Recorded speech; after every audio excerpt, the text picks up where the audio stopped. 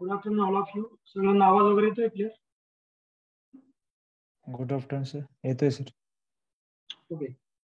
आजचा आपला टॉपिक आहे reserve bank of India. So reserve bank is a central bank in India. It is also called as federal bank of India. Okay. And reserve bank was establish in India in 1935. 1935 मध्ये reserve bank of इंडियाची स्थापना झाली होती. तारीख काय होती? 1 April 1935. आणि 1934 चा जो कायदा होता आरबीआय ऍक्ट, आरबीआय अधिनियम, हा पास झाला 34 मध्ये. त्या आरबीआयच्या कायद्यानुसारच आरबीआयची जी स्थापना आहे ती केली गेलेली आहे. हे तुम्ही लक्षात घ्या. ठीक आहे. सगळ्यांना आवाज येतोय ना प्रॉपर? नवीन कोणी आहे का आजच्या क्लासमध्ये? Janvi Patil, Janvi, are you new student? हा बोला, अनम्यूट करून बोलू शकता. आवाज येत नाहीये.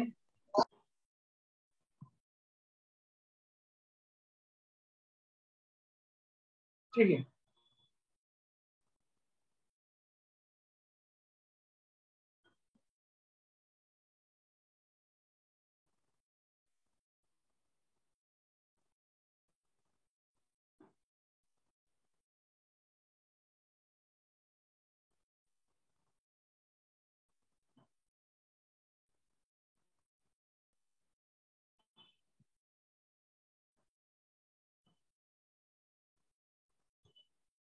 ठीक आहे. सो 1920 मध्ये आंतरराष्ट्रीय चलन संमेलन ब्रुसेल्स इथे भरले होते. त्यामध्ये असा एक ठराव पास झाला होता की प्रत्येक राष्ट्राने एक मध्यवर्ती बँक स्थापन करावी.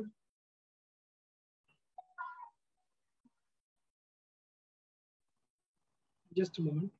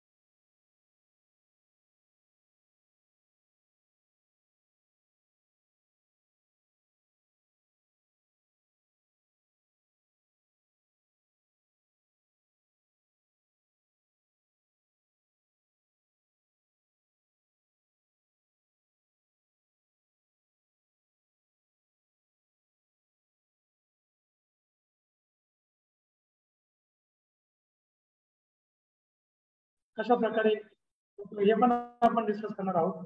ओके. सो या प्रकारे मी तुम्हाला स्क्रीन शेअर करतो, जे आपण लेक्चरला स्टार्ट करूया. ठीक आहे.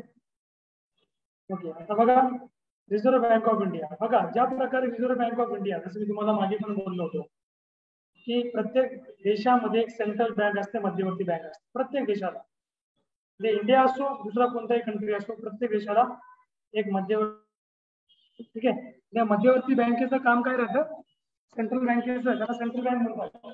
त्याला फेडरल बँक म्हणू शकतात. ठीक आहे. त्याचं काम काय राहतं की ज्याही बँक इंडियाच्या ज्या पण काही बँक वगैरे आहेत, ठीक आहे, त्या बँकांना एक प्रकारे वॉच ठेवणं, त्यांना मॅनेज करणं, त्यांना एक प्रकारे गाईडलाईन देणं. बरोबर. रिझर्व्ह बँकेला बँक ऑफ द बँक्स म्हटलं जातं. बँकांची बँक म्हणजे रिझर्व्ह बँक, हे तुम्ही लक्षात ठेवा. ठीक आहे.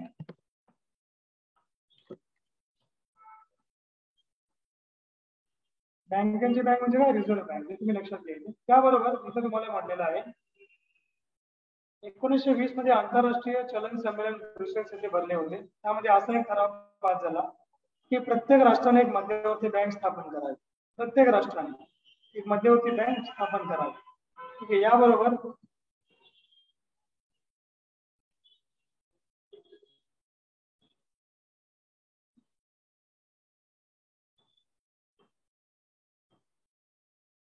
ओके. त्याबरोबर त्यानंतर 1922 मध्ये जिनेवा येथे भरलेल्या आंतरराष्ट्रीय वित्तीय परिषदेने एक मध्यवर्ती बँकांचा स्थापनेवर एक विशेष भर दिला होता. आणि या प्रकारे त्यानुसार 1927 मध्ये हिल्टन यंग कमिशनने भारतात मध्यवर्ती बँक प्रकारे स्थापन करावी अशी शिफारस केली होती. हिल्टन यंग कमिशनने 1931च्या सेंट्रल बँकिंग इन्क्वायरी या कमिशनने आरबीआयची स्थापना लवकरात लवकर करावी अशी सूचना दिली होती. म्हणजेच 1927 मध्ये 1927 मध्ये जे हिल्टन यंग कमिशन आहे, त्या हिल्टन यंग कमिशनच्या आधारावरच आपल्या रिझर्व्ह बँकेची स्थापना झालेली आहे. तुम्ही लक्षात घ्या, नोट डाऊन करून ठेवा. ठीक आहे. Hilton young commission.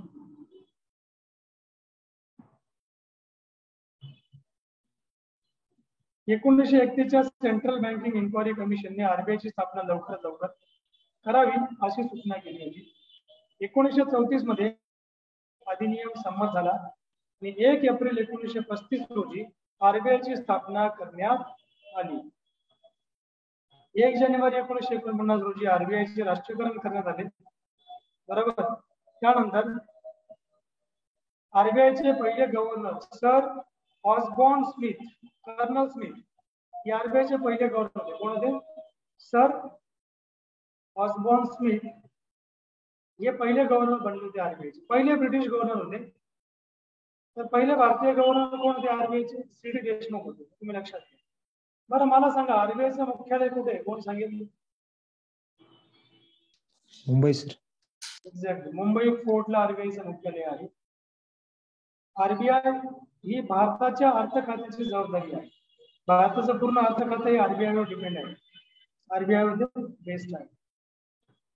आरबीआयचे लेखा वर्ष 1 जुलै ते 30 जून असे राहते. लक्षात घ्या.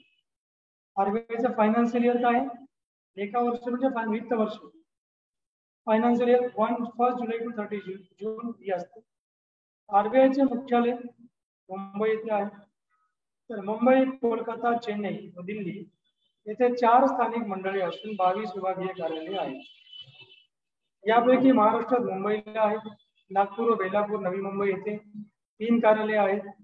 रचना नियामक मंडळ कामकाजात पाहते. त्यामध्ये 20 सदस्य असतात. एक गव्हर्नर राष्ट्रपती नेमतो. 4 उपगव्हर्नर, 10 संचालकांची नेमणूक केंद्र सरकार करते आणि व्यवस्थापकीय संचालक 4 असतात. एक अर्थ खात्याचा अधिकारी असतो. ही आरबीआयची रचना आहे. लक्षात घ्या. मी बघितलं मुख्य जे आरबीआय आहे कुठे? Reserve bank of India. मुख्य कुठे? मुंबई. तर मुंबईला हेड ऑफिसला एक गव्हर्नर असतो, 4 डेप्युटी गव्हर्नर असतात. सध्याचे गव्हर्नर कोण आहे आरबीआयचे? शक्तिकांत दास. शक्तिकांत दास हे आरबीआयचे गव्हर्नर आहेत. ठीक आहे. 4 डेप्युटी गव्हर्नर आहेत. त्यांची पण नावं मला सांगा कोण कोण आहेत. मुख्यालय लक्षात ठेवा मुंबईला आहे. मुंबई, कोलकाता, चेन्नई, दिल्ली येथे 4 त्यांचे स्थानिक मंडळ. स्थानिक मंडळ म्हणजे याला इंग्रजीमध्ये रिजनल ऑफिसेस म्हणतो आपण. आरबीआयची रिजनल ऑफिसेस कुठे कुठे आहेत? मुंबईला, कोलकाताला, चेन्नईला, दिल्लीला आहेत. आणि यांची 22 विभागीय कार्यालये आहेत आरबीआयची.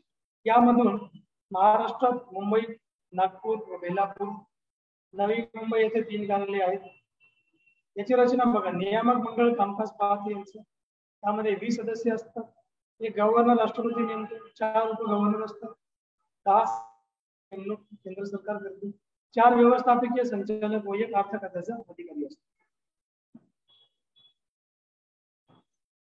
चलन निर्मिती व वितरणातील एक त्याला आपण म्हणू शकतो एकाधिकार. चलन निर्मिती व वितरणातील एकाधिकार. बघा लक्षात घ्या. 1 रुपया किंवा त्यापेक्षा कमी किमतीचे चलन निर्मिती केंद्र सरकार करत असते. कोण करते? केंद्र सरकार. वितरण मात्र आरबीआय द्वारे केले जाते. इतर चलन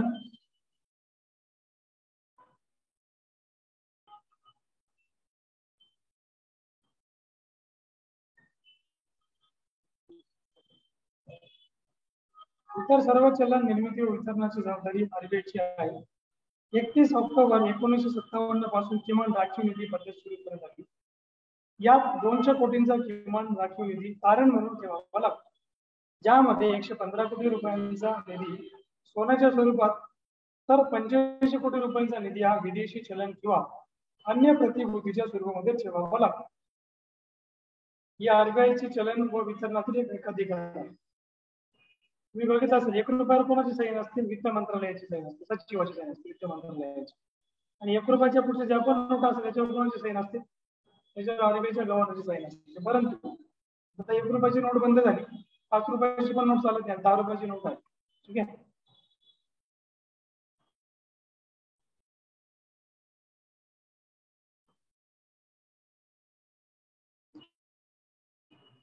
तर बघा याच्यामध्ये पुढचा जो आपण मुद्दा घेतोय तो म्हणजे इतर सर्व चलन निर्मिती व वितरणाची जबाबदारी आरबीआयची असते. चलन निर्मिती कोण करतं? आरबीआय करतं. किती नोटा छापायचा कोण ठरवतं? आरबीआय ठरवते. ही आरबीआयच्या हातामध्ये सगळी पावर असते, तुम्ही लक्षात घ्या. 31 ऑक्टोबर 1957 पासून किमान राखीव निधी ही पद्धत सुरू करण्यात आली. किमान मिनिमम रिझर्व्ह फंड ही पद्धत सुरू करण्यात आली. यामध्ये 200 कोटींचा किमान राखीव निधी तारण म्हणून ठेवावा लागतो, ज्यामध्ये 115 कोटी रुपयांचा निधी सोन्याच्या स्वरूपात तर 85 कोटी रुपयांचा निधी विदेशी चलन किंवा स्वरूपात ठेवावा लागतो. हे तुम्ही लक्षात घ्या.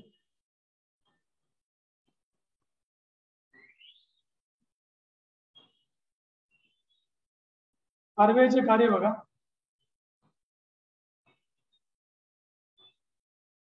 आरबीआयचे काम काय काय असतात बघा. सगळ्यात महत्वाची गोष्ट तुम्हाला एक्झामला विचारलं जाणार, पुढील कोणतं आरबीआयचं कार्य नाही राहत किंवा पुढील कोणतं आरबीआयचं कार्य आहे. तर बघा परंपरागत स्वरूपाचे आधुनिक कार्य असतात, ज्यामध्ये पहिले कार्य काय? चलन निर्मिती व वितरण एकाधिकार हा पहिला अधिकार, पहिले कार्य. याच्यामध्ये आरबीआय व कृषी पतपुरवठा बँकांची बँक म्हणून हे काम करतं, ज्यामध्ये आरबीआय व औद्योगिक वित्तपुरवठा येतो. सरकारची बँक ज्यामध्ये आंतरराष्ट्रीय व्यापाराला मदत करणे. पत नियंत्रण आहे, ते बाय मिस्टेक झालं, ते पत नियंत्रण आहे.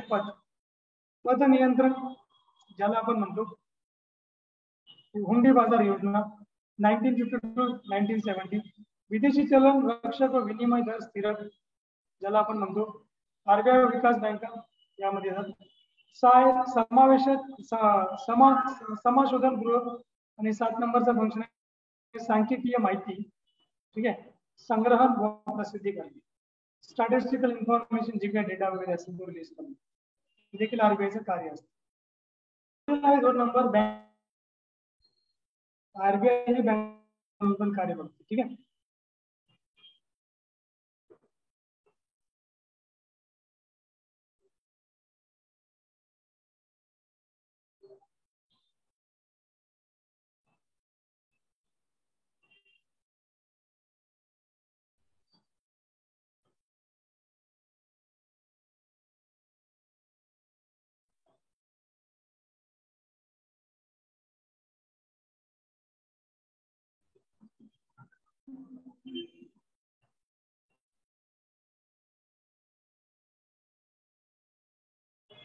त्यानंतर बँकांची बँक म्हणून आरबीआय कार्य बघते. बरोबर. बँकांची बँक म्हणजे काय बघा. यामध्ये बँकांना मान्यता देणे, त्याची कार्य व कार्यपद्धती नियंत्रित करणे, व्यापारी बँकांना कर्ज पुरवठा करणे, चलनी दस्तऐवजी पुनर्वटवणूक करणे, अडचणीच्या काळात बँकांना मदत करून अंतिम त्राताची भूमिका पार पाडणे.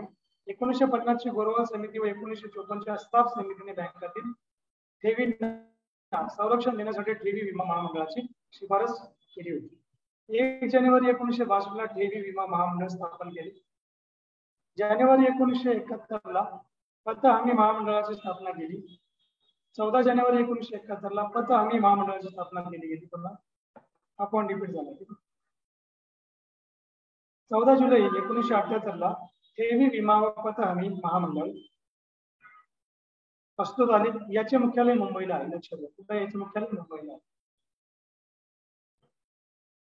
पुढील आहे 3 नंबरचा मुद्दा, पतनियंत्रण.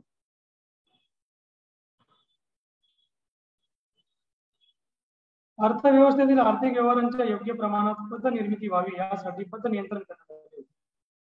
पत नियंत्रणाची साधने संख्यात्मक, गुणात्मक. बघा, पत नियंत्रणाची साधने कशी असतात? संख्यात्मक असते, गुणात्मक असतात. इथे आपला ऑब्लिक द्यायचा भाग बाकी राहिला. संख्यात्मक म्हणजे क्वांटिटेटिव्ह आणि गुणात्मक म्हणजे क्वालिटेटिव्ह, अशा दोन प्रकारचे. पत नियंत्रण म्हणजे काय? मॉनिटरी जे कंट्रोल असतं ना आरबीआयचा, मॉनिटरी पॉलिसी आपण त्याला म्हणतो. मॉनिटरी पॉलिसी म्हणजे काय? पत नियंत्रण करते. आणि आरबीआय पत नियंत्रण कशा प्रकारे करते? मॉनिटरी पॉलिसी आरबीआय तयार करते. 3-3 महिन्यामध्ये आरबीआयची मॉनिटरी पॉलिसी तयार होते. देशाचा सगळा जो आर्थिक जो बाजार आहे ना, तो हा सगळा आरबीआय कंट्रोल करते, मॅनेज. म्हणजे देशाची इकॉनॉमी जी आहे तुम्ही एक प्रकारे म्हणू शकता 70 ते 80% इकॉनॉमी देशाची बँकिंग या क्षेत्रावर अवलंबून असते. बँका डुबल्या तर पूर्ण देशाची इकॉनॉमी डुबू शकते, कधी लक्षात घ्या. म्हणून एवढं सगळं मॅनेज करणं, त्याच्यावर कंट्रोल ठेवणं, हे कोणाचं काम राहतं? हे आरबीआयचं काम आहे. सो संख्यात्मक, गुणात्मक बघा याच्यामध्ये. यामध्ये बँक दर पहिला आहे, बँक दर. दुसरा किमान फरक प्रमाण.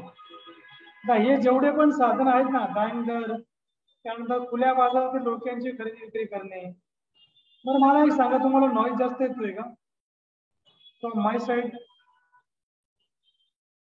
ते गाड्यांचा नॉईज आवाज जास्त आहे. जास्त पाठीमागे येतोय का गाड्यांचा आवाज?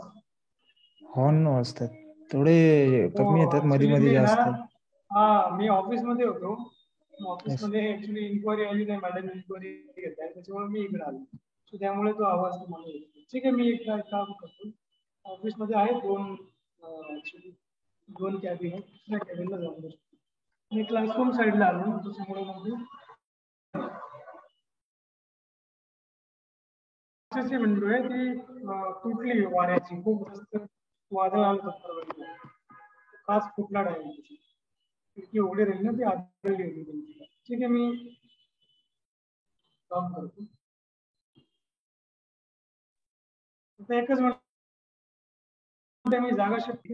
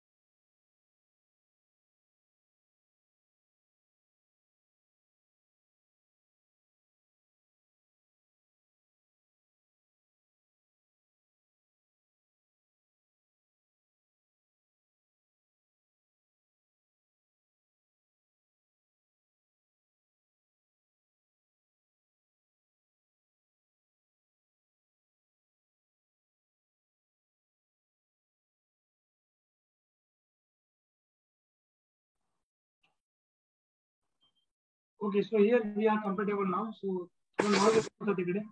ठीक आहे.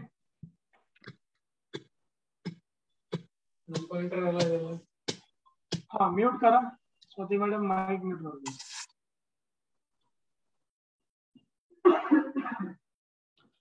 सो अर्थव्यवस्थेतील आपण पतनियंत्रण बघितलं. पतनियंत्रणला इंग्लिशमध्ये म्हणतात मॉनिटरी पॉलिसी. आरबीआयची सगळ्यात महत्वाची पॉलिसी असते ती म्हणजे मॉनिटरी पॉलिसी. मॉनिटरी पॉलिसीच्या थ्रू आरबीआय जे आहे देशातलं पूर्ण पत जे असतं, पत म्हणजे काय, पैसा. ठीक आहे. तर पूर्ण पत नियंत्रण करत असते, पूर्ण पैशांचा व्यवहार ते नियंत्रण करत असते. तर यामध्ये बघा, हे तुम्हाला मी पुढे घेणार आहे. बँक दर, बँक रेट आपण त्याला म्हणतो इंग्रजीमध्ये.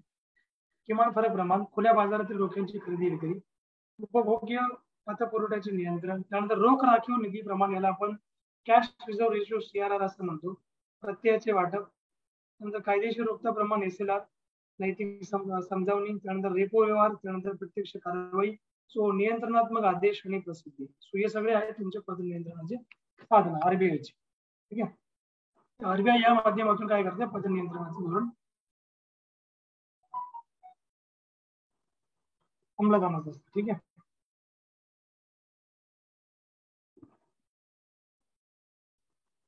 या प्रकारे आपण बघितलं. त्यानंतर पुढचा पॉईंट आपण बघू याच्यामध्ये. आता पहिला तुम्हाला मी जो देतो तो म्हणजे बँक रेट. बँक रेट म्हणजे काय, हे तुम्हाला या कॉन्सेप्ट पार्ट पाहिजे, लक्षात घ्या. हे जर मी कधी विचारलं तुम्हाला, कारण तुम्हाला याच्यावरच एक्झामला प्रश्न विचारणार की बँक रेटची डेफिनेशन काय. सध्या इंडियाचा बँक रेट किती आहे. मॉनिटरी पॉलिसी सध्या तुम्ही काढली आरबीआयची, तर आरबीआयची मॉनिटरी पॉलिसी 3-3 महिन्यामध्ये बदलते, क्वार्टरली बदलते. त्यांचे वर्षातून 4 क्वार्टर असतात. एक 3 महिन्याचं पहिलं क्वार्टर असतं, सेकंड क्वार्टर असतं त्यांचं दुसरं 3 महिन्याचं. ठीक आहे. त्यानंतर अशा प्रकारे क्वार्टरली ते रिव्ह्यू करत असतात. सो बँक दर बघा काय असतं. बँक दर म्हणजे काय, रिझर्व्ह बँक व्यापारी बँकांना ज्या दराने अल्पमुदतीची कर्ज देते किंवा हुंड्या विनिमय पत्र यांची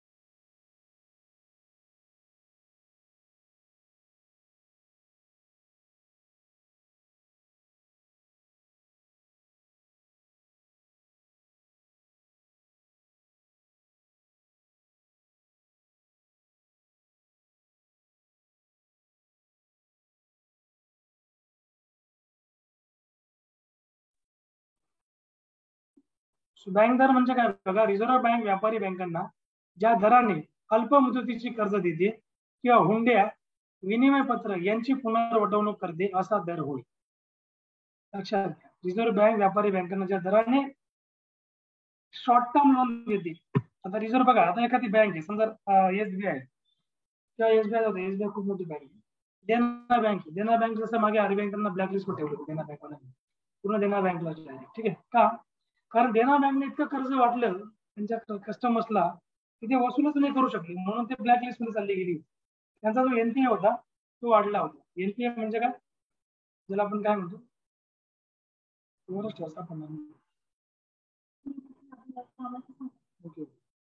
ठीक आहे. तर यामध्ये बघा, बँक दर म्हणजे काय, की ज्या शॉर्ट टर्मने आरबीआय जे आहे,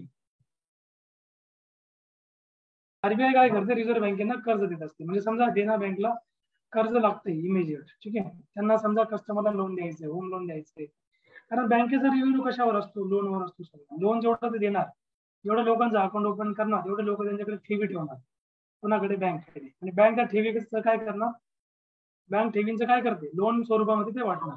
बरोबर. त्यामुळे त्यांना, तुम्ही काय बघू शकता, तर तुम्ही याच्यामध्ये बघू शकता. तर मग अशा प्रकारे बँकेचा व्यवहार चालतो. बँकेला मग बँक, आपण जर बँकेत पैसे ठेवले, बँक आपल्याला खूप कमी इंटरेस्ट देणार, परंतु तोच पैसा जर बँकेमध्ये, बँकेने तोच पैसा जर एखाद्याला कर्ज म्हणून दिला, तर बँक त्याच्यावर 10 पटीने इंटरेस्ट आकारते. ठीक आहे. आणि त्याच्यातच बँकेचा काय असतो, रेव्हेन्यू असतो त्या हप्त्यामधून. ते तुम्ही लक्षात घ्या. बँक त्याच्यावरच चालते, बँकेचा काही दुसरा काही सोर्स नाही.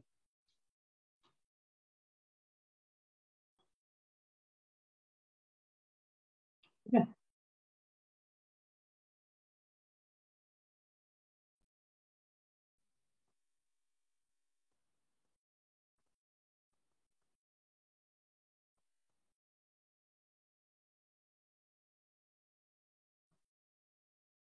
तर या प्रकारे आपण बघितलं.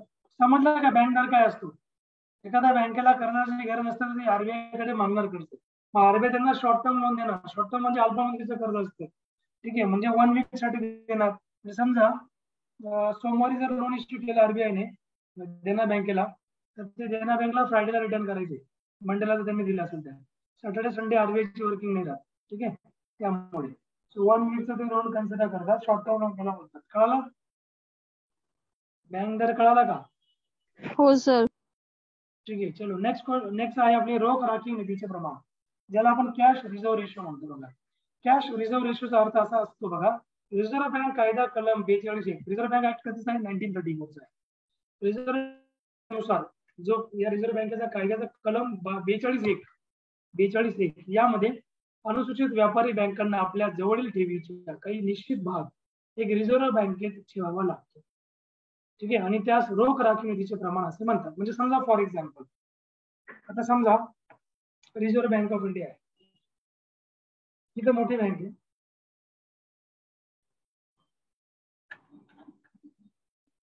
रिझर्व्ह बँकेनंतरच्या काही बँका असतात बघा, जसं की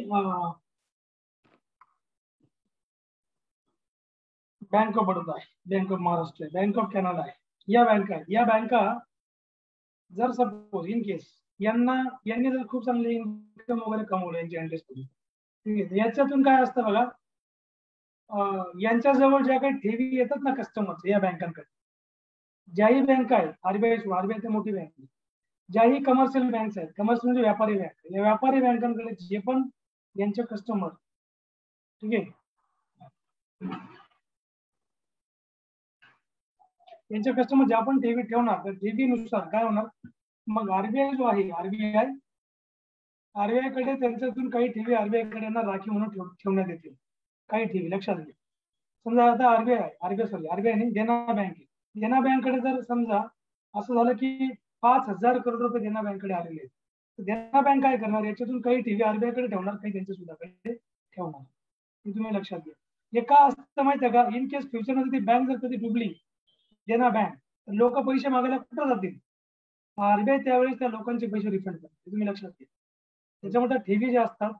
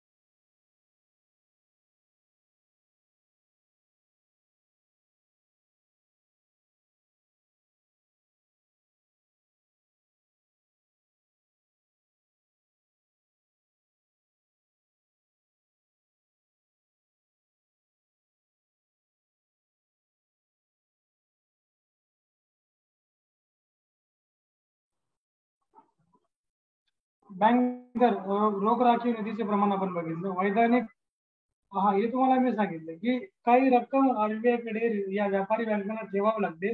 कशासाठी? यांचा पैसा डुबू नये. इन फ्युचर समजा कधी ही बँकच डुबून गेली, देना बँक, लोकांनी तर लाख रुपये ठेवलेले, तर ही बँक डुबली तर पैसे देणार कुठे त्या लोकांना? तर आरबीआय कडे जर राखीव ठेवी आहेत, आरबीआय त्याच्यातून त्या लोकांचे पैसे रिटर्न करणार. त्यामुळे सीआरआर इम्पॉर्टंट असतो. सीआरआर आरबीआय ठेवतोच. याचा काही पर्सेंटेज असतो, म्हणजे टोटल ठेवीमधून एवढा पर्सेंट यांना आरबीआय कडे ठेवावा. असं आरबीआय असं पण नाही म्हणत की 50% तुम्ही देवा आणि 50% आम्हाला द्या. ठीक आहे. पुढे वैधानिक किंवा कायदेशीर रोखता प्रमाण एसएलआर, स्टॅट्युटरी लिक्विडिटी रेशो ज्याला आपण म्हणतो. व्यापारी बँकांना स्वतः जवळील एकूण ठेवींपैकी स्वतःकडे रोख रक्कम, सोने किंवा मान्यता प्राप्त सरकारी रोख्यांच्या स्वरूपात ठेवी ठेवाव्या लागतात, ज्यामध्ये नरसिंहन समितीने यांचे प्रमाण 38.5% वरून 25% पर्यंत टप्प्याटप्प्याने कमी करण्याची शिफारस केली होती. सध्या याचे प्रमाण 24% आहे. कशाचं? एसएलआर. एसएलआर म्हणजे काय? Statutory liquidity ratio. व्यापारी बँकांना स्वतःजवळील एकूण ठेवींपैकी स्वतःकडे रोख रक्कम, सोने किंवा मान्यताप्राप्त सरकारी रोख्याच्या स्वरूपात ठेवी ठेवावी लागते.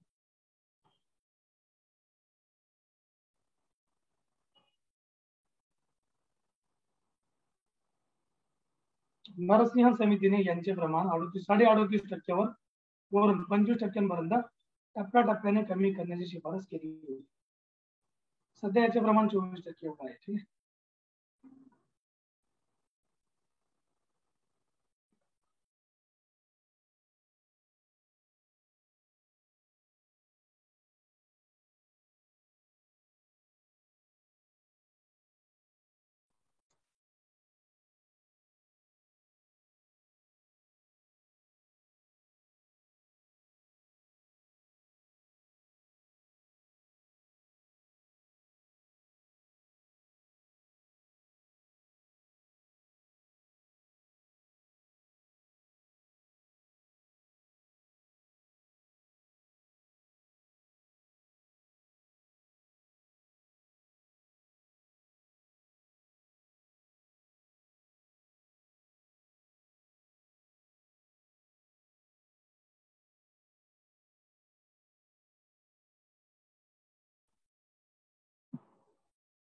वैधानिक कायदेशीर रोखताप्रमाणे रेपो रेट आहे, रेपो परचेस ऑब्लिगेशन आहे.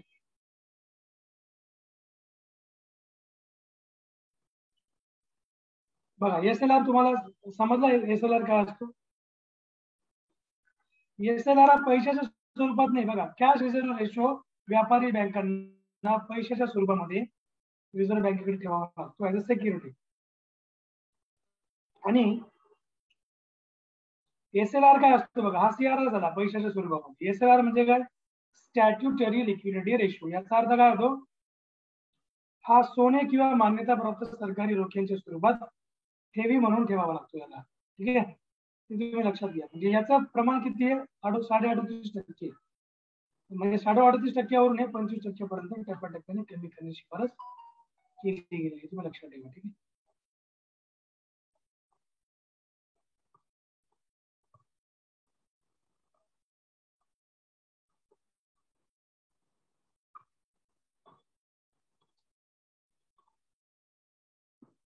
सो आपण हे बघितलं रेपो परचेस. आता रेपो परचेस ऑब्लिगेशन आपण बघू. समजलं का एसएलआर? येस और नो? हो सर. हा, सीआरआर. हा, सीआरआर कॅश स्वरूपात होता आणि एसएलआर लिक्विड स्वरूपात होता. लिक्विड म्हणजे कशा स्वरूपात? सोने आणि सोने किंवा मान्यताप्राप्त जे सरकारी रोखे असतात ना, त्याच्या स्वरूपामध्ये तो एसएलआर असतो. म्हणजे समजा जेवढं काही सोनं बँकेमध्ये, काही लोक बघा सोनं ठेवायला जातात बँकेत.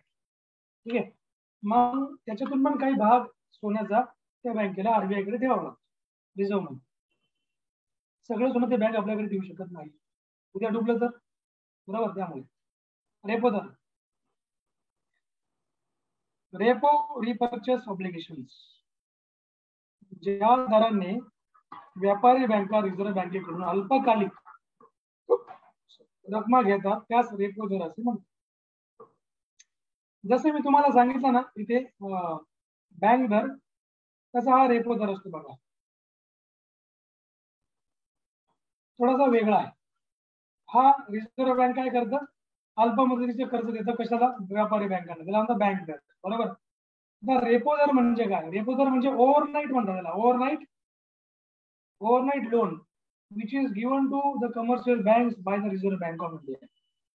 ओव्हरनाईट म्हणजे काय? एक दिवसाची इमर्जन्सी आलेली बँकेला, इमिजिएट पैसे पाहिजे, आरबीआय रात्री म्हणजे दुपारी इश्यू करणार त्यांना चेक म्हणा किंवा अकाउंट ट्रान्सफर म्हणा, म्हणजे दुसऱ्या दिवशी आरबीआय म्हणजे त्यांना ते पोचणार, दुसऱ्या दिवशी त्यांना ते लगेच रिटर्न करायचे असतात. त्याला म्हणतात रेपो दर. ज्या दराने, मग त्याच्यावर जो दर आकारला जाणार ना त्याला रेपो दर म्हणतात. त्या शॉर्ट टर्म लोन म्हणजे ओव्हरनाईट लोन साठी जो दर आकारला जाणार रिझर्व्ह बँकेकडून त्या व्यापारी बँकांवर, त्याला काय म्हणतात? रेपो दर. समजलं? Overnight loan. आता समजा तुमच्याकडे तुमचा मित्र आला, त्याने सांगितलं, तुम्हाला विचारलं की बाबा मला अर्जंट पैसे दे, 1 लाख रुपये अर्जंट लागतायत. तो म्हणतो माझे वडील ऍडमिट आहेत दवाखान्यामध्ये, माझ्याकडे पैसे नाहीत, त्यामुळे एकदम इमर्जन्सी आहे, सिरियस आहे. तर म्हणजे तो काय म्हणणार, मी तुम्हाला दुसऱ्या दिवशी वापस देतो, काय दुसऱ्या दिवशीच मी तुम्हाला रिटर्न करतो, त्याला म्हणतात रेपो दर. कळलं का? मग आता तुम्ही इंटरेस्ट देणार का बिना इंटरेस्ट देणार? बिना इंटरेस्ट देणारा मित्र आहे तुमचा, बरोबर. एक दिवसात काय इंटरेस्ट घेणार त्याच्याकडून, बरोबर. पण तो म्हणू शकतो ना, मी तुम्हाला 5,000 एक्स्ट्रा देतो, 10,000 एक्स्ट्रा देतो, 1,00,000ची, तर तुम्ही आता मला इमर्जन्सी द्या, व्हॉट एव्हर. तो पण तो इंटरेस्ट काही परिस्थिती करणार नाही. आपण कसं मित्र आहे, तर कंडिशन तशी आहे तर आपण देणार लगेच, बरोबर. त्यामुळे तो काही इश्यू नाही. परंतु याला मग ओव्हरनाईट साठी तुम्हाला समजण्यासाठी मी तुम्हाला एक्झाम्पल दिलं. बँकच्या केसमध्ये काय असतं, बँक समजा जर आरबीआयला म्हणणार, तर आरबीआय काय mother of all the banks. I cannot say mother, I can say RBI father. Y? कारण जो मनी सप्लाय करणारी व्यक्ती तो फादर असतो, मदर नाही राहत. ठीक आहे. मदर पण जर वर्किंग असेल तर मदरही जाऊ शकते, जनरली फादर प्रोव्हाइड करतात मुलांना. ठीक आहे. जसं आरबीआयचे मुलं बाकीच्या बँक, मग एखाद्या बँकेला गरज पडली ती काय म्हणणार, बँकेला सांगणार ना, मोठ्या बँकेला, मदर बँकला, की आम्हाला द्या इमर्जन्सी पैसे, ओव्हरनाईट द्या आणि दुसऱ्या दिवशी आम्ही रिटर्न करतो, ओव्हरनाईट. ठीक आहे. मग ते आरबीआय देणार त्यांना, जो आरबीआय देणार त्याच्यावर जो रेट अप्लाय करणार त्याला म्हणतात रेपो. समजला का? ओव्हरनाईटचा रेट असतो तो, एवढं तुम्हाला इंटरेस्ट लागेल बघ त्याच्यावर. कळालं? Is it clear? Yes or no? Yes sir. समजतंय ना सगळं? हे मॉनिटरी पॉलिसी म्हणतात त्याला, आरबीआयची. बँक दर म्हणजे बघा, बँक रेट, सीआरआर म्हणजे cash reserve ratio, starter liquidity ratio. आता मी कसं इंग्लिश मध्ये वाचलेलं सगळं, तुम्हाला मी मराठीमध्ये एक्सप्लेन करतो. ठीक आहे. आणि त्यानंतर रेपो दर आहे, बँक रेट आहे, त्यानंतर इथे तुम्हाला रिव्हर्स रेपो रेट आहे. रिव्हर्स रेपो रेट म्हणजे हा उलटा आहे रेपो रेटचा. रेपो रेटचा उलटा म्हणजे रिव्हर्स रेट. ज्या प्रकारे RBI short term loan overnight, short term नाही म्हणत मी, ओव्हरनाईट म्हणतो. शॉर्ट टर्म पूर्ण 1 आठवड्याचं राहू शकतं, 1 महिन्याचं राहू शकतं, हे 1 वर्षाचंही राहू शकतं बँक रेटच्या अंडर. परंतु रेपो दर जो असतो ना, तो शॉर्ट टर्म नाही राहत, तो ओव्हरनाईट असतो, 1 रात्रीसाठी म्हणा किंवा 2 रात्रीसाठी म्हणा. ठीक आहे. आणि त्याचा उलट काय, रिव्हर्स रेपो रेट आहे. रिव्हर्स रेपो रेटचा अर्थ काय होतो, रिव्हर्स रेपो रेटचा अर्थ होतो, रिव्हर्स म्हणजे काय, उलट. ज्या प्रकारे मी तुम्हाला आरबीआयचं बोललो ना,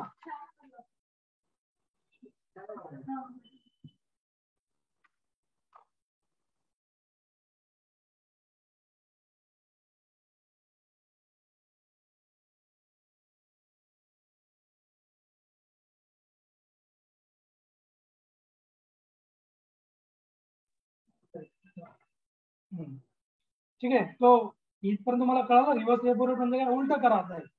म्हणजे आरबीआयला पैशांची, म्हणजे आरबीआयला कधी गरज नाही राहत, लागत नाही. पण आरबीआय काय करणार, आरबीआयला तर पैशांची गरज पडली, आरबीआय काय करणार, नोटपर्यंत सांगेल ना, छापा नोटा, कारण नोटा कोणाकडे जातात, आरबीआय, बरोबर. आरबीआय तसं सांगणार नाही, हे तुम्ही लक्षात घ्या. तर आरबीआय काय करणार, मग नोटांना छापता बँकांना सांगेल, व्यापारी बँकांना, की तुम्ही जो पैसा आहे तो आम्हाला द्या ओव्हरनाईट कर्ज म्हणून. मग व्यापारी बँका आरबीआयला देणार. बघा, व्यापारी बँका ज्या दराने आपल्या जवळ अतिरिक्त रक्कम, त्यांच्याकडे अतिरिक्त रक्कम असेल तीच देणार, ते लक्षात घ्या.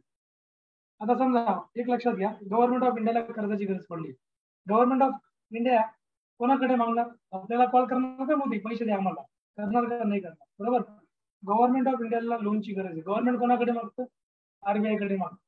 आरबीआय काय करतं मग, आरबीआय अशा वेळेस बॉन्ड, आरबीआय कडे गव्हर्नमेंटचे बॉन्ड असतात, गव्हर्नमेंट काय म्हणतं, हे बॉन्ड्स घ्या तुम्ही.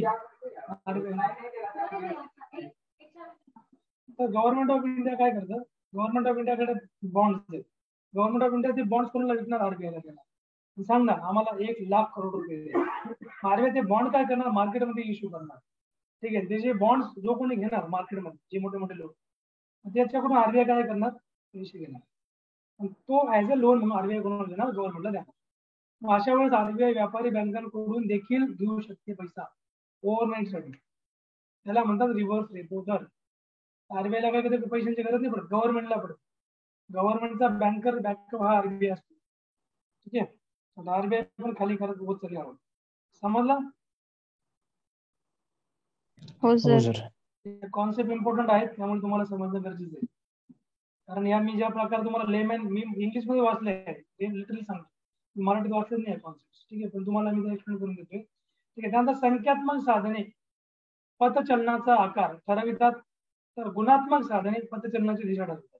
संख्यात्मक म्हणजे क्वांटिटेटिव्ह आणि गुणात्मक म्हणजे क्वालिटेटिव्ह. संख्यात्मक जे मॉनिटरी पॉलिसीचे जे मेजर असतात ते पथचलनाचा आकार ठरवतात, बरोबर. बाजारातील रोखांची खरेदी विक्री व्यवहार, ओपन मार्केट ऑपरेशन, हे एक पुढचं मेजर आहे. आता हा एक पुढची मॉनिटरी पॉलिसीचा एक पार्ट येतो आरबीआयचा, ओपन मार्केट ऑपरेशन. याला म्हणतात OMO. ओपन मार्केट ऑपरेशनचा मिनिंग असा असतो की केंद्र सरकारला, जसं मी तुम्हाला सांगितलं ना, रिव्हर्स रेपो रेटचं मी तुम्हाला काय सांगितलं की व्यापारी बँकांची अतिरिक्त रक्कम व्यापारी बँका आरबीआयला देतात ओव्हरनाईटसाठी, आणि त्याच्यावर जो दर ते व्यापारी बँका लावणार तो असतो रिव्हर्स रेपो रेट, किंवा आरबीआय लावणार, त्यांनी लावणार, ठीक आहे. पण इथे बघा, ओपन मार्केट ऑपरेशन जी मी तुम्हाला कॉन्सेप्ट अगोदरच समजून सांगितली, त्याच मी तुम्हाला इथे पुन्हा सांगतोय. केंद्र सरकारला इमर्जन्सी पैशांची गरज पडलेली, केंद्र सरकार आपले बॉन्ड जे आरबीआय कडे विकणार, आरबीआयला सांगणार पैसे ऍडजस्ट करा, ठीक आहे, आम्हाला 2 लाख करोड रुपये पैसे लागू, सामाजिक सोशल स्कीम जो आम्हाला स्पेंड करायचा आहे, किंवा आम्हाला पॉलिटिक्सवर स्पेंड करायचं आहे, आता इलेक्शन आलेलं आहे असं सांगणार नाही, इलेक्शन सांगितलं आरबीआय देणार नाही, ठीक आहे. त्याचं काही रिझन घेऊन काढू शकतात आरबीआय कडून. मग आरबीआय काय करतं ना, हे बॉन्ड मार्केटमध्ये विकतं, आणि हे बॉन्ड कोणीही घेऊ शकतं, ठीक आहे, तिथं मर्यादा नाहीये. हे बॉन्ड कोणी विकत घेऊ शकतं, गव्हर्नमेंटचे बॉन्ड्स, म्हणजे आपल्यासारखी व्यक्ती ज्या संस्था वगैरे सगळ्या संस्था घेऊ शकतात, बरोबर. बघा, तुम्ही असं बघितलं असलं तरी कदाचित, आता काही लोक तुमच्यातून अर्निंग आहे, जे अर्न करा, काही तुम्ही विद्यार्थी आहात, तर जे अर्निंग आहेत ना त्यांना एक असतं बघा की ते वेगवेगळ्या जागेवर पैसा इन्व्हेस्ट करतात, त्यांचे एजंट असतात फायनान्स, ठीक आहे. मग ते असं सांगतात की अशी अशी स्कीम आहे, तुम्ही त्याच्यामध्ये पैसे इन्व्हेस्ट करा, गव्हर्नमेंटचे बॉन्ड्स आहेत, तुम्हाला या संस्थे थ्रू ते इन्व्हेस्ट करावं लागतील, आम्ही इन्व्हेस्ट करून देऊ, तुम्हाला अॅन्युअल 12% इंटरेस्ट मिळणार, 15% इंटरेस्ट मिळणार, असं तुम्हाला सांगितलं, बरोबर. मग तो पैसा आपला काय करतो, वाढून देतात, वाढवतात आपला पैसा, बरोबर. OMO म्हणजे ओपन मार्केट ऑपरेशन करून, ठीक आहे. आता बघा, तुम्हाला मी सांगतो हेच कॉन्सेप्ट मी तुम्हाला एका क्लासमध्ये मी सांगितलं, तर एक सर होते, म्हणजे थोडे सिनियर होते ते, त्यांनी पण क्लास जॉईन केला होता, म्हणजे ते एअरफोर्स रिटायर होते, बँकिंगचा क्लास होता, बँकिंग मध्ये मी शिकवलं होतं या. ते सर मला बोलले होते की सर, मग हे जे ओपन मार्केट ऑपरेशन आहे आम्हाला पण सांगा, आम्हाला पण थोडे पैसे वगैरे वाढवायचे, ठीक, म्हणजे पार्ट ऑफ जॉब तुम्हाला सांगतो, ठीक आहे. सर, मग ओपन मार्केट ऑपरेशनचा हा असतं की ओपन मार्केट ऑपरेशन मध्ये लोक इन्व्हेस्ट करणार वेगवेगळ्या संस्थांमध्ये, त्यांचा पैसा त्याच्याने वाढणार, ठीक आहे. गव्हर्नमेंट बॉन्ड आपण त्याला म्हणतो. खुल्या म्हणजेच मध्यवर्ती बँकेने केंद्र सरकारच्या रोख्यांची केलेली खरेदी विक्री होय, ठीक आहे. केंद्र सरकारचे रोखे म्हणजे काय, बॉन्ड, बॉन्ड म्हणतात इंग्रजीमध्ये रोख्यांना, ते मराठी शब्द इकॉनॉमी थोडं डिफिकल्ट असतं समजायला, ठीक आहे. रोखे म्हणजे काय, बॉन्ड्स. त्यामुळे हे रोखे अल्प, मध्यम व दीर्घ मुदतीचे असतात. रिझर्व्ह बँक जेव्हा रोख्यांची विक्री करते तेव्हा पैशांची रोख रिझर्व्ह बँकेकडे जाऊन पतसंकोच होतो, आणि या उलट कार्यवाहीमध्ये पतनिर्मिती किंवा पतनिर्मित वाढ होते, ठीक आहे, पतनिर्मितीमध्ये. या प्रकारे तुम्हाला माहिती पाहिजे. पुढे आहे सरकारची बँक, ठीक आहे, सरकारची बँक 4 नंबरचं त्यांचं म्हणजे सरकारची बँक. सरकारची बँक म्हणजे काय, मग आरबीआय सरकारी बँक आहे ना, गव्हर्नमेंट कंट्रोल बँक आहे ती. केंद्र सरकार व राज्य सरकार यांची बँक हस्तक व सल्लागार म्हणून कार्य करते. जम्मू व काश्मीर मात्र या कार्यक्षेत्रात येत नाही. आता पहिले येत नव्हतं, आता यायला लागलं, कारण जम्मू काश्मीरचं आर्टिकल 370 जसं हटवलं, काढलं गेलं, त्या अंडर मग आता जम्मू काश्मीरला पण भारतीय संविधान लागू केले गेलेले आहे, भारतीय राज्यघटना. त्यांची राज्यघटना वेगळी होती, त्यांचे अधिकार वेगळे होते, आता ते सगळे इंडियन सिटीजन मध्ये करण्यात आले. विदेशी चलनाचा रक्षक व विनिमय दर स्थिरक म्हणून कार्य करणे, आंतरराष्ट्रीय नाणेनिधीवर भारताचे प्रतिनिधित्व करणे, समाशोधन गृहाची व्यवस्था करणे, यात व्यापारी बँकातील आपसातील देवाणघेवाणीचे व्यवहार मिटविले जातात. जे व्यवहार रिझर्व्ह बँक, स्टेट बँकेच्या शाखांद्वारे मिटविले जातात. सर्वत्र MICR चेकचे व्यवहार संगणकांच्या मदतीने पूर्ण केले जातात, ठीक आहे. परकीय गंगाजळीचा सांभाळ करणे, सांख्यिकीय माहितीचे संग्रह व प्रसिद्धी यामध्ये, ठीक आहे, अशा प्रकारे हे केलं जातं.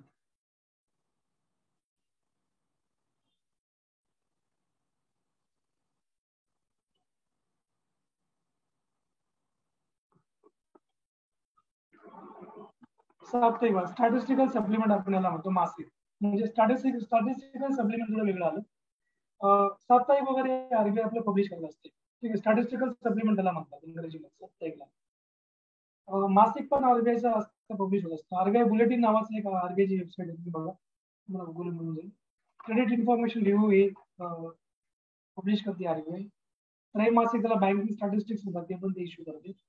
वार्षिक annual report, report on trends and progress of banking of India, report on currency and finance, report on state finance, या सगळ्या गोष्टी आरबीआय काय करते, आरबीआय पब्लिश करत असते, म्हणजे प्रकाशने प्रसिद्ध करते, ठीक आहे. याद्वारे त्यांचे सगळे अपडेट सांगतात की ते कशा प्रकारे फंक्शनिंग करतात, मॉनिटरी पॉलिसी कशा प्रकारे ते मॅनेज करतात, ठीक आहे.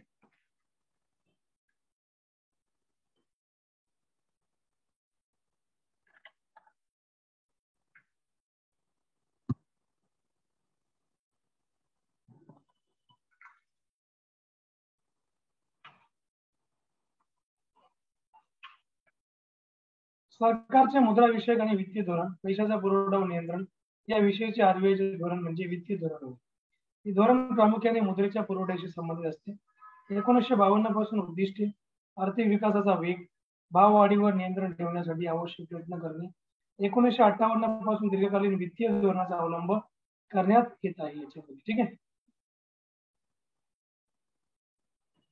आर्थिक धोरणात औद्योगिक धोरण, मुद्रा विषयक धोरण, वित्तीय धोरण, व्यापार विषयक धोरण यांचा देखील याच्यामध्ये समावेश.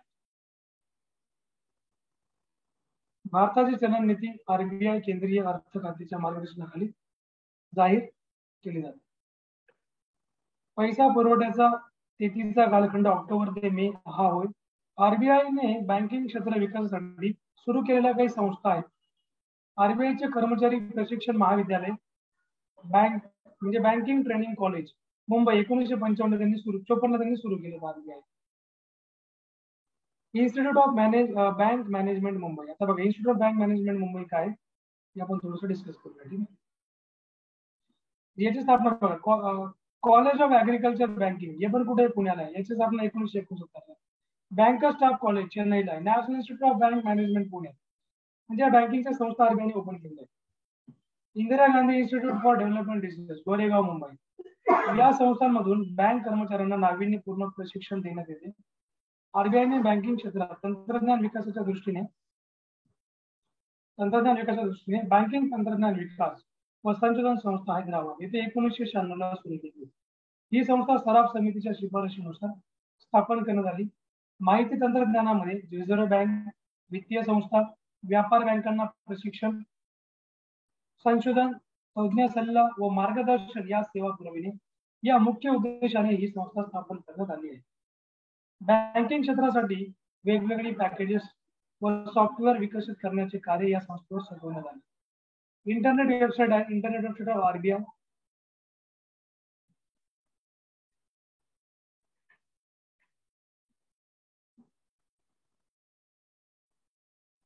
बँकिंग क्षेत्रासाठी वेगवेगळी पॅकेजेस व सॉफ्टवेअर विकसित करण्याचे कार्य व संस्थेवर सोपवण्यात आले आहे.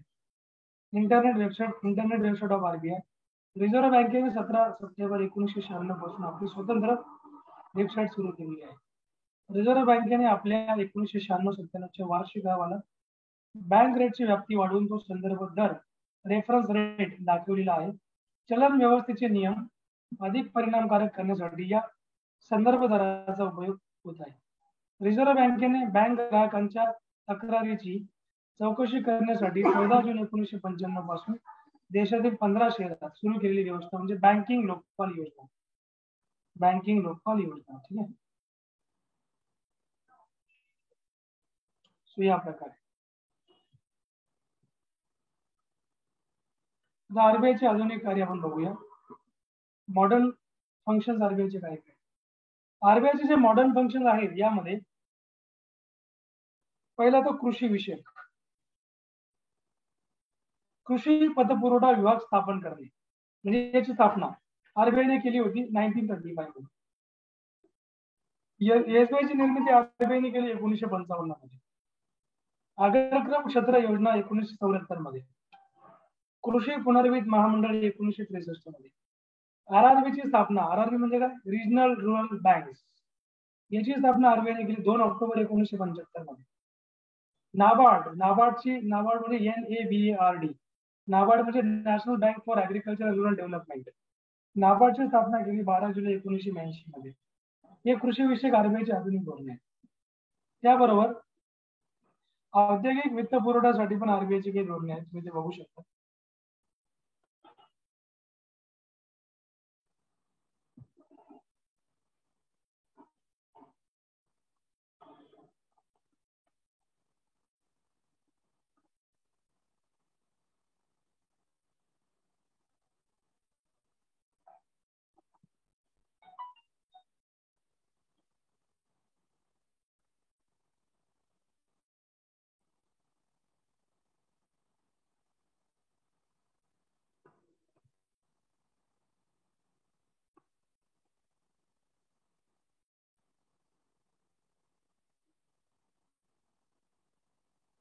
ठीक आहे, इथे आपण बघितलं. आता औद्योगिक जे आरबीआयचे फंक्शन्स आहेत तुम्ही बघू शकता.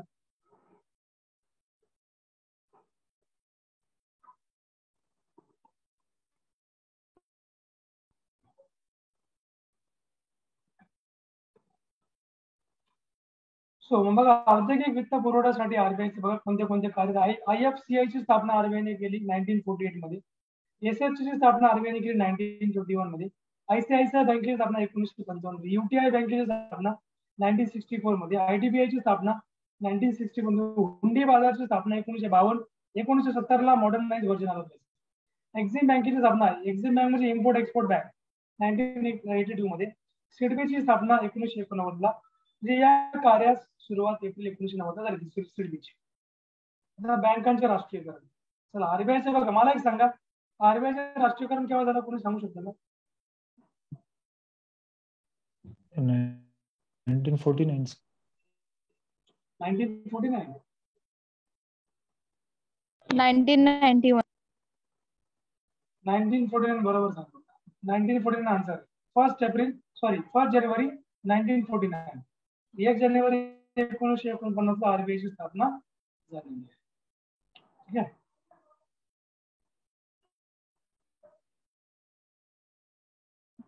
बँकांचे राष्ट्रीयकरण. एखाद्या बँकेची अथवा काही बँकांची मालकी जेव्हा सरकार स्वतःकडे घेते व त्या बँकेची किंवा बँकांच्या व्यवस्थापनाची जबाबदारी सरकारकडे येते त्यास राष्ट्रीयकरण असं म्हटलं जातं.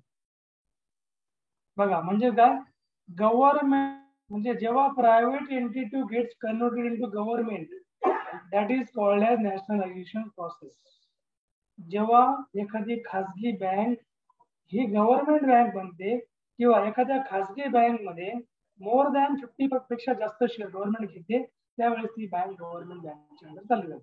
गव्हर्नमेंटचा टॅक्स त्याला लागतो. त्यालाच म्हणतो आपण बँकांची राष्ट्रीयकरण. समजलं राष्ट्रीयकरणची प्रक्रिया काय असते. मग जेव्हा भारत स्वतंत्र झाला त्यानंतर सगळ्या बँका प्रायव्हेट होत्या. इंदिरा गांधी PM बनल्या, प्राईम मिनिस्टर बनल्या होत्या, तेव्हा त्यांनी राष्ट्रीयकरणाला सुरुवात केली बँकांचं. आणि जेवढ्या प्रायव्हेट बँका होत्या तेवढ्या त्यांनी कन्वर्ट करायला सुरुवात केली गव्हर्नमेंटला. का? कारण राष्ट्रीयकरण यासाठी केलं की गव्हर्नमेंटची जी बँकिंग सुविधा आहे ती खेडोपाडी पोहोचावी, लोकांपर्यंत जावी. ठीक आहे. आणि मेन म्हणजे लोकांना त्यांनी कमी दरामध्ये इंटरेस्ट वगैरे द्यावा, म्हणजे लोन वगैरे प्रोव्हाइड करावं. यासाठी खेडोपाड्यापर्यंत इंदिरा गांधींनी बँकिंग जे आहे बँकिंग पसरवण्याचा प्रयत्न केला. बँकिंगचं जाळं स्प्रेड त्यांनी भर दिला होता, लक्षात. ठीक आहे.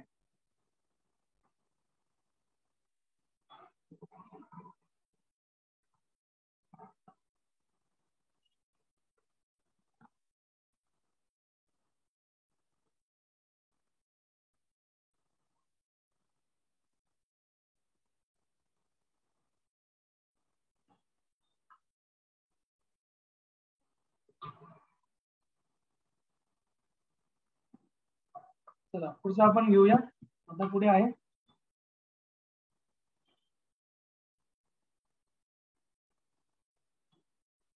पुढे आपला, आता तुम्हाला हा पहिले मी समजून सांगितले बँकांचं राष्ट्रीयकरण काय असतं. आता रिझर्व्ह बँक ऑफ इंडियाचे राष्ट्रीयकरण कधी झालं, 1 जानेवारी 1950 रोजी. डेट मी तुम्हाला दिलेली आहे, तुम्ही नोट डाऊन करू शकता.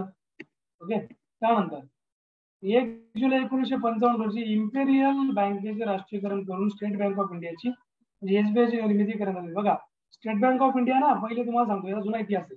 स्टेट बँक ऑफ इंडिया, आता इथे मी तुम्हाला मेन्शन नाही केलं, पण एक जुना इतिहास तुम्हाला मी सांगतो. स्टेट बँकेचा सर्वात जुनी बँक जी आहे ती स्टेट बँक ऑफ इंडिया आहे.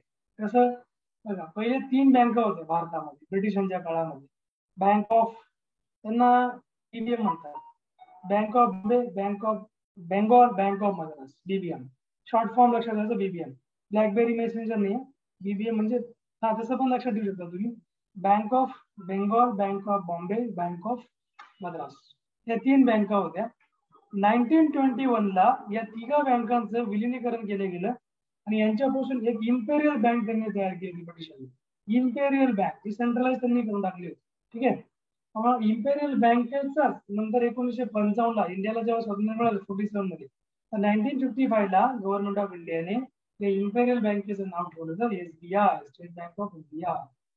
ठीक आहे. So this is very important. त्याची स्थापना खूप 18व्या शतकातली आहे. सर्वात जुनी बँक जर विचारलं एक्झामला तर ती आहे एसबीआय. सर्वात पहिली बँक जर विचारलं भारतातली तर ती आहे बँक ऑफ हिंदुस्थान, जी आज नाहीये, ती पहिली बँक. त्यानंतर पुढचा मुद्दा याच्यामध्ये आहे 19 जुलै 1969 रोजी राष्ट्रपतींच्या वटहुकुमाद्वारे, राष्ट्रपतींनी वटहुकूम काढला. वटहुकूम म्हणजे काय? राष्ट्रपतींनी एक ऑर्डर काढली होती. 50 कोटी रुपयापेक्षा अधिक ठेवी असणाऱ्या ज्या 14 मोठ्या व्यापारी बँका होत्या त्या बँकांचे राष्ट्रीयकरण करण्यात आले होते. किती कोटी? 50 कोटीपेक्षा ठेवी, म्हणजे कस्टमर्स त्यांच्याकडे 50 कोटीपेक्षा अधिक ठेवी ठेवल्या असतील, म्हणजे आपण नाही का डिपॉझिट करतो बँकेमध्ये पैसे, त्या प्रकार. ठीक आहे. समजा कोणी 2 लाख ठेवतो, कोणी 5 लाख आहे, कोणी 10 लाख असतात, त्या ठेवी असतात आपल्या बँकेमध्ये. ठीक आहे. तर मग 50 कोटी त्यावेळेची गोष्ट 1969 मध्ये, 1969 ला प्रोसेस स्टार्ट झाली होती राष्ट्रीयकरणाची बँकांची. मग 50 कोटी रुपयापेक्षा जास्त ज्यांच्या ठेवी असतील त्या बँकेचा, त्यांना बँकेचं राष्ट्रीयकरण असं म्हटलं जातं. बँक व्यवसाय करणं या वटहुकुमाला न्यायालयात आव्हान देऊन तो घटनाबाह्य ठरवण्यात आला होता. 14 फेब्रुवारी 1970 ला नवा वटहुकूम करण्यात आला होता. 31 मार्च 1970 ला त्याचे कायद्यात रूपांतर करण्यात येऊन पूर्वलक्षणी म्हणजेच 19 जुलै 1969 पासून लागू करण्यात आला. ही राष्ट्रीयकरणाची शिफारस हजारी समिती, एक हजारी नावाची समिती होती, त्या हजारी समितीने केली होती. राष्ट्रीयकरणाची शिफारस कोणी केली होती? हजारी समितीने केली होती. इंदिरा गांधी पीएम होते त्यावेळी, लक्षात. पहिल्या 14 बँक ज्या होत्या ना, त्यांचं राष्ट्रीयकरण पहिले त्यांनी केलं, नंतर 6 केल्या होत्या. अशा 20 बँकांचं केलं. 6 बँकांचं राष्ट्रीयकरणाला थोडंसं त्यांनी वेळ घेतला होता. 1980 मध्ये झालं सेकंड. या बघा, या 14 बँकांचं राष्ट्रीयकरण. कोणत्या बँक होत्या बघा? Bank of India, union bank of India, bank of Baroda, bank of Maharashtra, PNB Punjab national bank, Indian bank, Indian overseas bank, central Bank of India, Canara bank, syndicate bank, United commercial bank, Allahabad bank, United bank of India आणि देना bank. या बँकांच्या राष्ट्रीयकरणानंतर एकूण 87 कोटी रुपये नुकसान भरपाई झाली. 87 कोटीचं नुकसान झालं या बँकांचं राष्ट्रीयकरण झाल्यामुळे. म्हणजे नुकसान भरपाई गव्हर्नमेंटने दिली होती. सर्वात जास्त नुकसान भरपाई सेंट्रल बँक ऑफ इंडिया झाली. त्यांचं जवळपास 17 कोटीचं नुकसान झालं. सर्वात कमी नुकसान जी होती बँक, ती होती bank of Maharashtra, Indian bank. यांना 2.3 कोटीचं नुकसान त्यावेळी झालं होतं 69. राष्ट्रीयकरणाचा दुसरा टप्पा असा होता, 15 एप्रिल 1980 रोजी ज्या बँकांच्या ठेवी 200 कोटी रुपयापेक्षा अधिक होत्या अशा 6 बँकांचं राष्ट्रीयकरण करण्यात आले. त्या बँका पुढील प्रमाणे आहेत. Number 1 Andhra bank. बघा, तुम्हाला मी सांगितलं 80 मध्ये 6 बँकांचं राष्ट्रीयकरण केलं होतं. Andhra Bank, Vijaya Bank, Corporation Bank, Oriental Bank of Commerce and Punjab and Sindh Bank आणि न्यू बँक ऑफ इंडिया. ही बँक ऑफ इंडिया वेगळी, सेंट्रल बँक ऑफ इंडिया ती वेगळी, न्यू बँक ऑफ इंडिया वेगळी. अशा 6 बँकांचं राष्ट्रीयकरण झालं 1980 मध्ये. एकूण राष्ट्रीयकृत बँका आता किती बघा, एसबीआय वर तिच्या 6 उपबँका आहेत. अशी टोटल 7 आहेत. 6 उपबँका आणि एक एसबीआय. 1996 मध्ये 1996 ला राष्ट्रीयकरण किती बँकांचं झालं? 14. 15 एप्रिल 1980 रोजी राष्ट्रीयकरण किती बँकांचं झालं? 6. आणि एकूण 27 बँका आता राष्ट्रीयकृत बँका. लक्षात घ्या, हा नंबर थोडा आता कमी झालेला आहे कारण काही बँक ज्या आहेत ना ह्या विलीन केल्या गेल्या. आता सध्या 21 बँक पूर्ण आहेत नॅशनलाइज बँक. बाकी बँकांचं विलिनीकरण करण्यात आलेलं आहे. ठीक आहे. नेक्स्ट, सन 1980 मध्ये राष्ट्रीयकरण करण्यात आलेल्या ज्या 6 बँक आहेत, या 6 बँकांपैकी एक असलेली न्यू बँक ऑफ इंडियाची 1993 ला पंजाब नॅशनल बँकेत विलिनीकरण करण्यात आले. त्यामुळे राष्ट्रीयकृत बँकांची संख्या जी होती ती 27 इतकी झाली होती. 2005 मध्ये IDBI बँक लिमिटेड ही सार्वजनिक क्षेत्रातील 28वी बँक ठरली होती. परंतु स्टेट बँक ऑफ सौराष्ट्रची स्टेट बँकेमध्ये विलिनीकरण झाल्याने राष्ट्रीयकृत बँकांची संख्या ही पुन्हा 27 झाली. ठीक आहे. नेक्स्ट,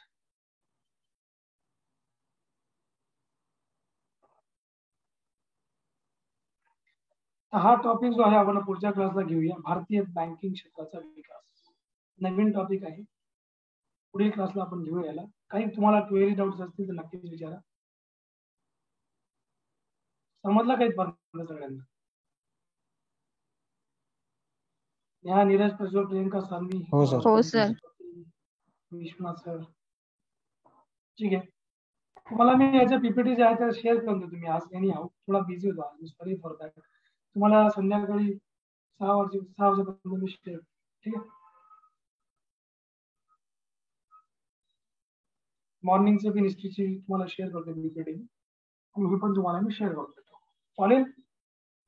हो सर. चलो, सो एव्हरीवन, काही क्वेरी नसतील तर मग आपण सर एक आउट ऑफ टॉपिक आहे थोडस. सर ब्रह्मदेश मी एक ब्रह्मदेश वाचलं होतं सर. हा सर, ते तुम्ही सांगितलं होतं, मी विसरलो परत. ब्रह्मदेश, त्याचं काय म्हटलं? म्यानमार का सर? Okay okay. ब्रह्मदेश म्हणजे म्यानमार. त्याला म्यानमार म्हणतात, पहिले ब्रह्मदेश म्हणायचे. ठीक आहे. अजून काही? सर, हा बोला. जर गव्हर्नमेंट बँक डुबली की आरबीआय कडे पैसे मागता येतात. जर कमर्शियल बँक, खाजगी बँक डुबली तर? व्हॉइस ब्रेक झाला. प्रियंका, व्हॉइस ब्रेक झाला. हा, खाजगी बँक, गव्हर्नमेंट बँक जर डुबली तर गव्हर्नमेंटकडे पैसे मागता येतात. गव्हर्नमेंटकडे म्हणजे मागता येतात, बरोबर. आणि खाजगी बँक जर डुबली तर कोणाकडे पैसा मागायचा? त्यांच्या पण ठेवी आरबीआय कडे असतात ना. आरबीआय त्यांना लायसन देते ना. आता ICICI बँक प्रायव्हेट आहे, HDFC बँक प्रायव्हेट आहे, बरोबर. या प्रायव्हेट बँक आहे. ऍक्सिस बँक प्रायव्हेट बँक आहे. येस बँक प्रायव्हेट बँक आहे. मग यांना लायसन कोण देतं बँकिंग रन करायचं? आरबीआय देते ना. आरबीआयच्या लायसन्स शिवाय रन थोडी करू शकतात. यांना पण ठेवी, यांचा थोडा वेगळा क्रायटेरिया असतो प्रायव्हेट बँकेचा. यांना पण ठेवी ठेवा लागतो आरबीआयकडे. उद्या जर ऍक्सिस बँक डुबली तर पैसा कुठून मागायचा लोकांना? त्यांच्या किंवा एसबीआय ते वेगळीच आहे.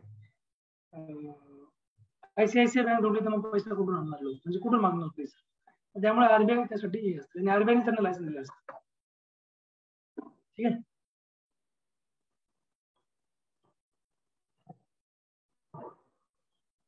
अजून काही? चांगला प्रश्न होता. अजून काही? पंजाब महाराष्ट्र बँक डुबली ना सर? कोणती? पंजाब महाराष्ट्र बँक. हा, ती पंजाब महाराष्ट्र बँक ना. पण त्यांनी नाही ना, पैसे त्यांनी देण्याचं कबूल केलं. त्यांनी पैसे कबूल करायचं दिलं, सांगितलं त्यांनी की आम्ही सगळ्यांचे पैसे रिटर्न करणार बॉस. ती बँक डुबली, लोकांचा पैसा डुबला का त्याच्यामध्ये? नाही डुबला. मग आम्ही कोणी घेतली? बोला सर. सहकारी पतसंस्था होतात ज्या, कोऑपरेटिव्ह सोसायटी, सहकारी कोऑपरेटिव्ह सोसायटीज, त्या समजा त्यांचे लोन असतील आणि त्या लोकांनी पूर्ण नाही केल्या तर आता कोरोनामध्ये देत नाहीत समजा. सहकारी पतसंस्थाचे जे मेंबर्स आहेत ते लोन देत नाहीत, मग त्यांचं कसं म्हणजे हे करणार रिकव्हरी? त्यांची रिकव्हरी जी असते ती त्यांच्या नियमानुसार असते. त्यांच्या नियम आणि अटी असतात. कोऑपरेटिव्ह सोसायटीची नियमावली पूर्ण वेगळी बँकांपेक्षा, आणि त्यांचा इंटरेस्ट पण खूप हाय असतो. 14% पुढे त्यांचा इंटरेस्ट असतो बँकांपेक्षा. बँक किती घेणार तुम्हाला? 9-10%, 11% असते, 12%. यांचा 14 पासून चालू होतो इंटरेस्ट कोऑपरेटिव्ह सोसायटीच. त्यामुळे मग ते त्यांच्या पद्धतीने करणार. ते तारण बिरण सगळं तुम्हाला लागतं. त्यांना जमीन वगैरे, घर असेल म्हणजे सेल करू शकता.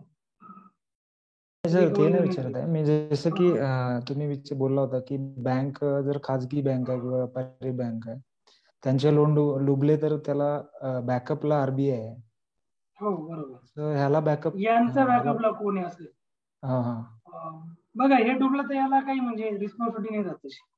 आरबीआयची रिस्पॉन्सिबिलिटी नाही घेतला कोऑपरेटिव्ह सोसायटीला, कारण हे group of people come together they launch they start cooperative societies.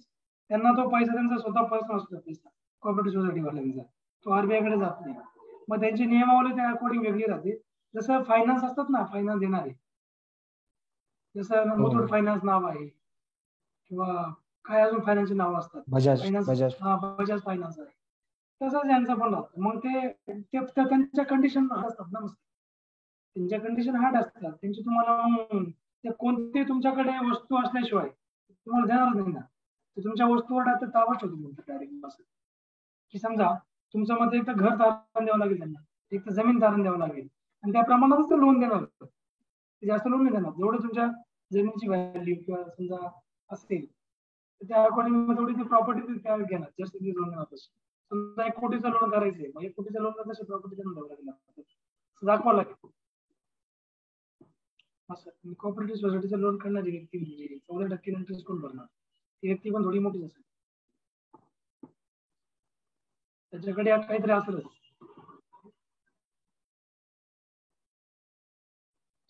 Okay sir. Recovery team असते, रिकव्हरी टीम नुसार ते काम करतात. नाही झालं रिकव्हरी मध्ये सीलच मारतात समोरच्या पायाला प्रॉपर्टीला. बँक सुद्धा सील करून टाकते. जर आपण कोऑपरेटिव्हची गोष्ट करतो, बँक सुद्धा सील करता नाही पैसा रिकव्हर झाला. ठीक आहे, एवढं आहे. बँक आहे ना, बँक सोबत जर तुम्ही म्हणजे एक अंडरस्टँडिंग केली, म्युच्युअल अंडरस्टँडिंग, बँक ऐकून घेईल. तसं हे ऐकणार नाही का? बँकला तुम्ही सांगितलं, तुम्ही जर टाइम मागितला, give me some times, bank मान्य करते की ठीक आहे. ठीक आहे. Okay sir. ठीक आहे, मग आजचा क्लास आपण थांबूया. काही question? Okay sir, thank you sir. Thank you sir. Welcome.